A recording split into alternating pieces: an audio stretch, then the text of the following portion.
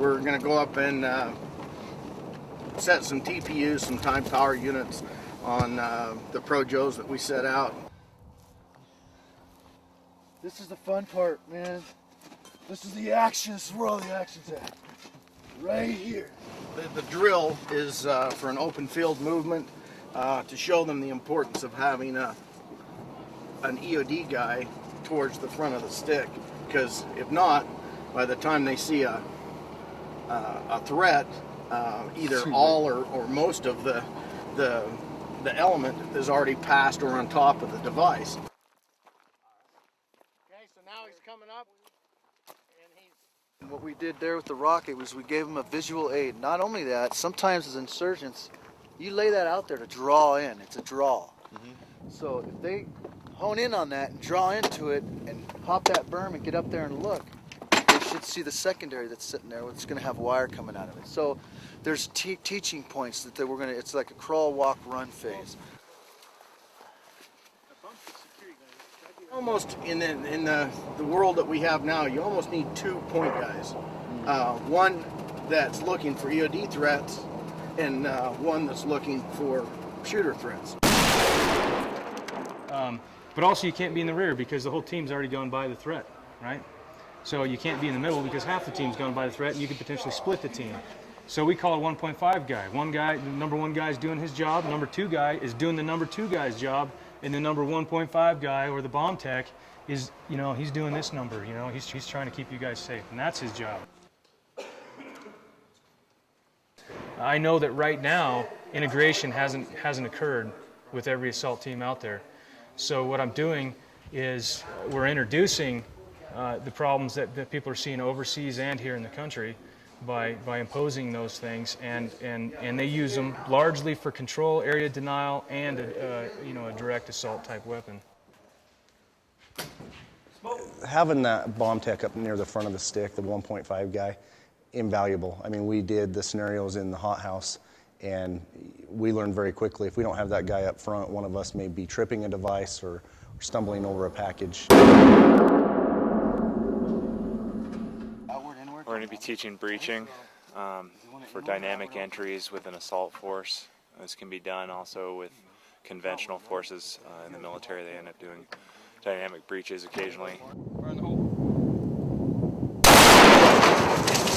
Initially, what we're going to end up doing, what Skip's doing right now, is he's talking them through some of the basic fundamentals of breaching, some of the things to consider in terms of troop management, where you're going to position your forces in relation to the door, in relation to the house as a whole, some of the approach factors that you're going to take into consideration in your threat assessment picture.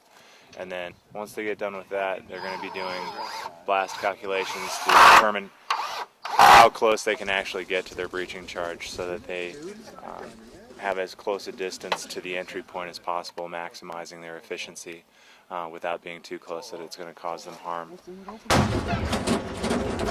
Intensive. And then from there they're going to talk about different types of charges, what is effective for what platform or what target, and by target I mean the door or the opening that you're trying to create.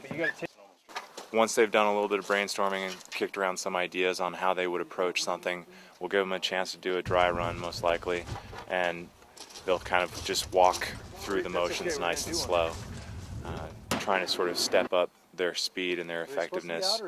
And then basically what they're going to end up doing is they're going to actually simulate making an approach as an assault force, which means they're going to be stacked up on one another. They're going to find a surface area to stack up against, and then from there you're going to have your main breacher set the charge. They're going to verify that, you know, their entire force is clear and ready, and then from there they're going to initiate the detonation, you know, initiate the breach, and then, you know, make their entry.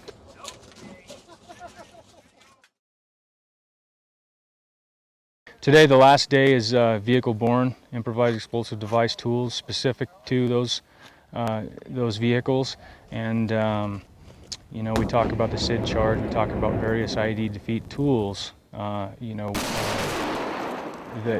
where those IEDs are placed within the car.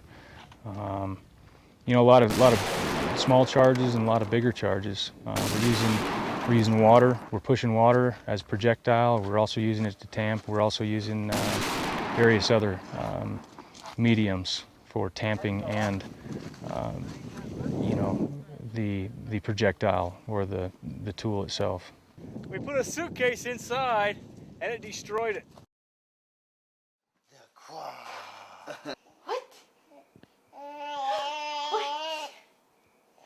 What?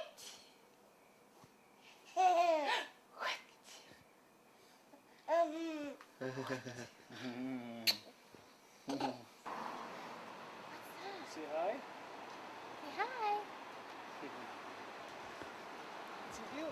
First time I saw Josh was from the back. One of the first dates that we went on, you know, Andy's a little smaller in the muscles than he used to be, but he was huge. And I remember I was walking with a friend and was like, who's that guy? Look at his butt.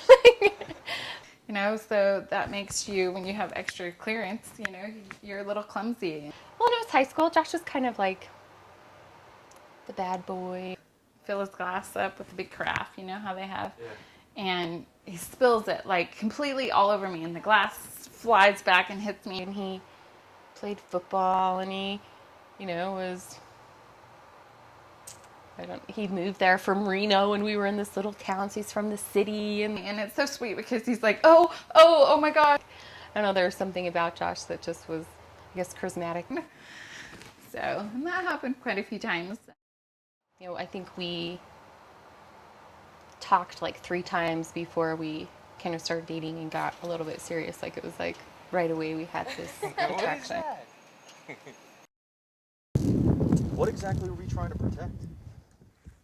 My kids, man. The kids of the nation. Here's the thing I tell everybody. You put a dot anywhere in this country on a map. You put a dot there and you draw a 5-mile radius around, or a perimeter around that dot. There's at least 100 kids affected by that dot. I'm trying to protect ourselves and our families. You know, we have this deep feeling and passion on our team. And our philosophy specifically is to try and teach sort of the improvisation, the mentality that you can make things happen even if you don't have the quote-unquote right tool. What we want to create here is the ability to train guys to maximize their safety and thereby maximize the safety of our communities, whether it be, you know, working overseas to make Americans safe at home, or whether it's working at home to make Americans at home safe. We want to share that knowledge. We want to share our experiences with these people, with these communities, so that they can help keep my kids and my family safe. Bottom line, man, you know, preparedness. Preparedness so that the responders and the first responders can respond appropriately and help save my kids if they're in a school. You know, Columbine can't happen again in this country. We ultimately believe that all of this will come back to us. Yeah, maybe some of those threats we might not see here in our own country, but it's possible. And so we're trying to stay ahead of the game by offering, you know, a solution. And so ultimately, you know, it's our kids, it's our families, you know, and it's our country.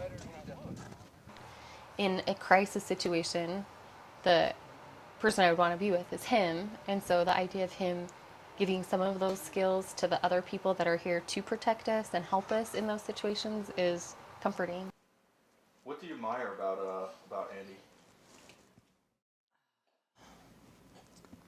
His compassion, his love for his country, his children, anyone that he's around, he has compassion for. He's just a very special person. What do you admire about your dad? What do you like about your dad? That he stays safe.